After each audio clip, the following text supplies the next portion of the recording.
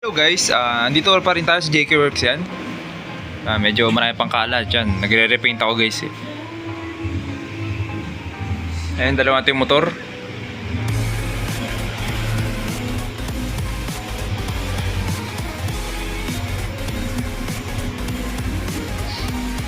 Ito pag-uusapan natin guys, kung nakikita nyo, yan, nababasa nyo na rin yung mga nakalagay. Mga bearing ng mga gulong natin. O yung mga madalas na nakalagay na bearing o nasisirang bearing sa mga motor natin yan. Pag-uusapan natin to kasi baka yung iba gusto mag-DIY, magpalit ng bearing. Lalo na ngayon.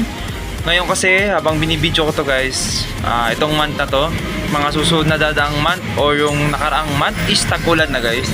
Pag tag-ulan, dyan na bumibigay yung mga bearing natin. Pag ilulusong mo sa baha, pag bumibiyahe ka ng muulan o kahit nakapark lang yung motor mo, basta nababasa yung badang part ng mga gulong natin, yan yung front, yung sa likod, yan yung likod, tapos yung ayun, yung harap nga. Papasukin ng tubig yung bearing natin kahit may seal siya. Pwedeng lusutan pa rin yung tubig natin, kaya yun yung sisira ng bearing natin. Pwedeng umalog, kalawangin, mawala yung mga grasa, at yung worst na mangyari is mabasag yung bearing natin. Yan, napakahirap tanggalin nun. Ituturo ko rin yung technique nun kung paano magtanggal nun guys. Pagka may customer kami, nakakalimutan ko na i-video pero marami kaming natanggalang nahiwan yung pinaka outer ng bearing natin. Kuwari ko ako isang bearing, naiwan itong pinaka outer nya na yan, tapos nabasag. Ito lang pagpukpok, nahugot lang itong inner part ng bearing natin. Yan, mahirap tanggalin yan guys kasi sobrang fit nyan dun sa kung saan man lang siya nakalagay. Kaya, pero kung marunong mo kayo mag-welding, pwede nyo namang weldingan. Kasi tatanggal ito diba guys, weldingan nyo dito para magkaroon kayo ng pukpukan pag tatanggalin nyo yung outer part ng bearing natin. Kasi napaka-hirap tanggalin yan, lalo na pag matagal lang di natanggal, nanikit na siya. Kasi bakal to, tapos madalas kinakapitan, syempre alloy lang. Kaya nagsosobrang fit siya, sobrang tigas. Yan, may technique kami dun guys. Medyo matrabaho lang pero walang welding na gagawin, matatanggal yan. Pero kung ayaw nyo naman less hassle, pa-welding nyo, tapos ayun, papukpok nyo o pukpukin nyo na lang din para matanggal nyo. Pag-uusapan natin guys sa mga motor ninyo, yan, mga Yamaha, Honda, mga Rusi type, SYM type, Dicambio, Raider. Paanong sukat na bearing sa inyo guys? Kasi malay nyo, naramdaman nyo, maalog na pala yung harap ng gulong ninyo o yung likod. Yan, madalas bearing ang sira niyan. Kasi pag summer, madalas bira kami magpalit nito pag summer. Kasi nga, hindi naman nababasa yung mga bearing, yung gulong. Kaya, pero pag ngayong tag-ulan yan guys, sasahan nyo. Yung bearing nyo, dadalihin yan, tsaka yung mga brake pad. Pero bearing muna pag-uusapan natin. Simula tayo sa mga Mio o sa mga scooter ng Yamaha, kahit yung mga Dicambio nila. Ang madalas na ginagamit dyan guys, ang code nyan is 6300. Yan, kasi yung 6 madalas common na yan sa una. 300. Yan, 6300, kuha tayo sample. Yan guys, kita nyo yung code 6300 2RS. Ibig sabihin yung 2RS na yan, dalawa yung rubber seal nya. Ganito yung tsura nya. Kasi meron ding yung metal seal. Yung bakal naman yung seal nya. Ito kasi rubber seal yan. Yan, yung rubber seal nya, yung kulay orange na yan. 6300 yan guys. Sa madalas ng Yamaha scooters, ito ang nasisira sa front wheel nila. Yan, madalas yan, dalawa lang yan. Pag magpapalit kayo, syempre dalawa na ang papalitan nyo guys. Kasi pag na-damage yung isa, malamang may tama na rin yung isa na yun. Makikita nyo yan guys, may mga senyalis yan. Yan, sa may front wheel nyo, pag may nakita yung kalawang malapit sa disc o sa may kabilang part, pag may nakita yung kalawang dun guys, galing sa bearing yun. Ibig sabihin nun, pinasok na ng tubig yung bearing natin, natanggal na yung grasa. Kaya bawat ikot nya, tinatalsik na lang niya yung mga kalawang, malamang sira na yung bearing natin. Nararamdaman nyo din yan guys, pag nagdadrive kayo, parang nagbibigil yung gulong nyo sa harap. Ito yan, 6300 sa mga Mio.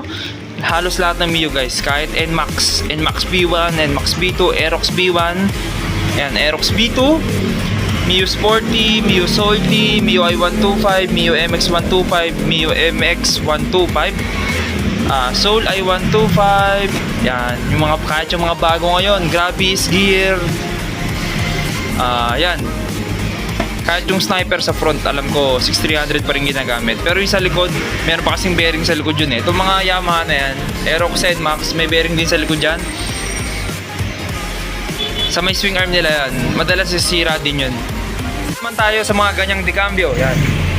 Semi-automatic na Wave Rusi SYM. Yung front nila is, ito guys, papakita ko sa inyo. Hanapin ko lang, ito. Yan. Meron tayo NSK na Japan. Yan, nababasa niyo ba yung code? 6301 naman sila. Bali 301. 6301 naman. Ang itsura naman yun guys, wait lang, hanap tayo nung pwedeng buksan kasi may tape to eh. Ito na lang pala lahat guys. Ito na lang pala yung buksan ko na lang, papakita ko sa inyo. Bebenta naman to eh. Okay lang yan. Sealed lang niya naman yan. Kukunin ko yung itsura niya. Tapos papakita ko rin yung pinagkaiba niya sa 6300 yan. Parang isang number lang yung pinagkaiba nila pero halos lahat outer, inner magkaiba. Kala nyo parang may magkapares kasi 6300, 6301, 'di ba guys? Pero magkaiba yan. Sa outer tsaka sa inner size. Magkaiba sila. Ito madalas yan, tandaan nyo mga Honda Wave 100, yung mga luma, kahit yung Alpha. Mga Rusi, mga Rusi na pinagayahan ng Honda Wave 100, Wave 125, SYM bonus, yan. 6301 yan. Nga pala, pati pala Raider guys, 6301 yun. Kahit yung Raider FI, 6301. Yan, yun yung pinagkaiba nila guys. Nandito sa left side natin yung, right side natin yung 6301. Tapos, left side natin yung 6300. Yan. Yung outer nila magkaiba yan guys. Iba yung size. Mahulog isa. Yan. Iba yung size niya. Yan. Malaki. Kumpara natin yung size. Pati yung inner butas natin. Yan. Maliit. Kasi yung axle or kung tawagin ng mga Yamaha. Yan. Maliit yung axle nila. Yung diameter ng axle maliit. Tapos maliit din yung outer diameter. Kumpara sa 6301 natin, yan malaki yung inner butas natin. Tsaka yung yan, yung outer. Sa mga Raider, yung mga decambio, madalas decambio yan guys. Ganito ang ginagamit. Sa mga Honda scooters naman guys, iba naman yan guys. Papakita ko rin yung pang Honda scooters. Kung anong code din yun, papakita ko sa sale. Baka may mga meron ko yung Honda Click, Honda Beat. Yan, kahit yung PCX tsaka ADB guys, parehas din. Kasi itong mga nakaraan nagpalit din kami ng ADB PCX. Kahit yung mga 116 bago ngayon guys. Hanapin natin yung code na hinahanap ko. Bubuksan ko na lang din kung may selyado para lang mapakita sa inyo. Hanapin natin.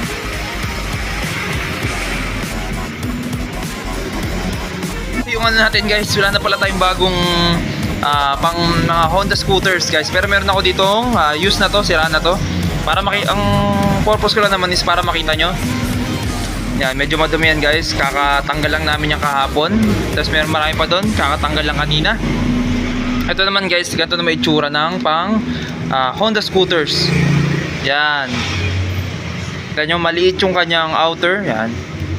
Pero yung inner niyan, same na same dito sa 6001 natin. Yan, yung axle na ginagamit, papasok dito. Yan, kasi yung Yamaha maliit, di ba? Yan. Kaya medyo malaki. Tapos sa size, sa outer size naman nila, mas maliit pa rin siya. Yung outer niya is mas maliit kaysa sa 6300 natin. Yan. 6201 nga pala ito guys. 6201. Sa mga, kasi marami tayo naka Honda Beat, tsaka lalo na yung Honda Click. Yan, best seller natin na scooter yan dito sa Pilipinas. Kaya pag naramdaman yung umaalog na yung harap ninyo, yan, 6201 po yung code ng bearing nyo sa front. Yan, ganito po yung tsura dapat nyan guys. Kasi baka makabili kayo ng 6300, hindi po yun. Dapat po, may code naman yan dito sa may rubber seal natin madalas. Tsaka sa may packaging dapat may code. 6201 po ang code niyan. Yan, ganyan itsura niyan guys. Yan, natapos na tayo dito sa mga front. Tandaan nyo ulit, sa mga, yan, madalas di cambio natin. Mga Wave, SYM, Rusi, kahit yung Raider Carb, Raider FI. 6301 po tayo dyan. Tapos yung mga Yamaha scooters natin, kahit yung sa mga Sniper, 6300 tayo dyan sa front kasi yung axle nila is manipis o malit. Tapos sa mga Honda scooters naman natin yan, meron tayong 6201. Maliit yung outer, malaki yung inner. Ayan guys, tapos meron pa tayong susunod. Ito guys, habol ko lang din para sa mga naka-sniper dyan. Itong bearing po yung kailangan nyo sa rear. Madalas ito yung mga bearing sa likod ng mugs natin, panlikod na mugs pala, is 6202. O yan, halos same lang sila ng outer diameter ng front nila, pero yung ano yan guys, yung inner nyan sobrang laki nyan. Malaki kasi yung rear axle ng Sniper. Yan, ganyang kalaki yan guys. Yan. Kita nyo ba sa camera? Ito yung pinakaiba niya sa laki dito ng 6301. Yan. Ang code nito guys is 6202. Okay. 6202 po yung code nyan sa mga Sniper natin sa rear. Yan, rear mugs 6202 po ang code. Yan, tabihan natin to. Meron pa kaming madalas isang pinapalitan guys sa mga yan, di cambio naman. Yan, kasi maraming ganyan, naka Wave, Wave 125, SYM, Rusi style, Motorstar. Yan, yung tinatawag natin na sa may bearing nila sa may sprocket hub. Yun, yung malaking sprocket natin na hub. Ito yun guys. Yan guys, 6203 naman. Kung yung sa kanina is pang mugs naman natin Sniper, 6202. Ito naman 603. Ang loob nito guys, nahanap tayo nung mas madaling buksan. Wala guys, yan, buksan ko na rin tape nito. Hayaan mo na. Bago naman yan, may plastic sa loob to.